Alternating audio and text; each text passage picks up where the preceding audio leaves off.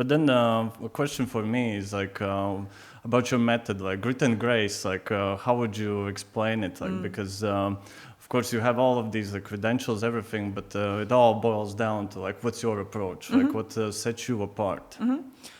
I will answer shortly, and then I will expand to elaborate on the point. So I think that the method of grit and grace is combining different coaching methods out there, because typically a coach would be leaning towards one of the methods.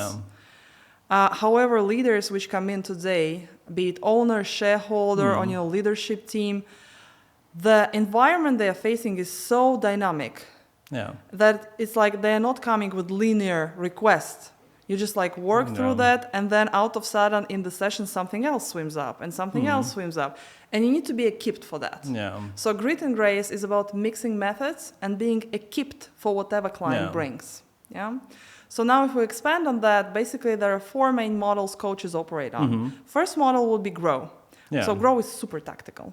So imagine you are coming, for example, to me and say, oh, Svet, I have this sales pitch tomorrow. Sweating, cannot get it done. And I would say, okay, so what's the goal tomorrow? You would say, okay, to deliver it, flawlessly. I say, okay, what flawlessly is for you? You would say, I don't want to rumble. I say, okay, why do you rumble? And then you would say, well, because I keep losing words. That's the issue. I say, okay, so how can you address that? And out of sudden you see, I can put text on the wall. I can have teleprompter. I can have so many scenarios there. So it's very laser focused, very tactical grow model. Then the second one would be behavioral cognitive.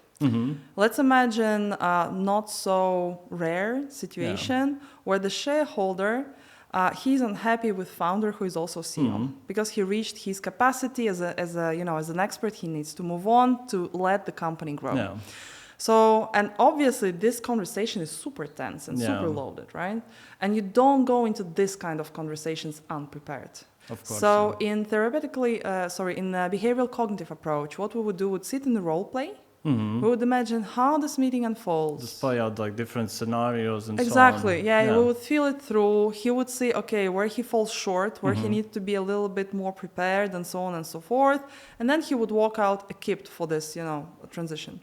Then another one would be, a PRO model, so person, role, organization. It typically happens and it typically helps when person moves from one organization to another.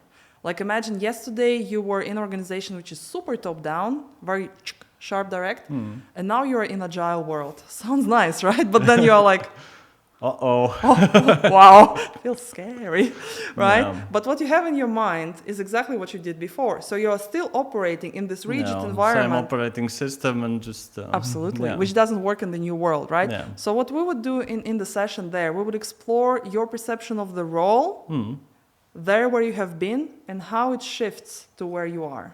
And we would link this to and change the perception. And the last one is therapeutically informed.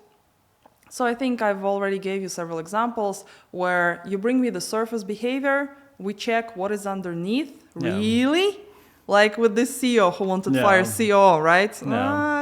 The underlying stuff was different than what he voiced. And then we would work into creating new habits daily, which would help him to move on. So 4 different methods, grit and grace, me combining it all, also adding the scoop of experience in the different playgrounds I have. I think that's the essence. So it's about being adaptable, like to different situations, like because agile world requires agile solutions. So.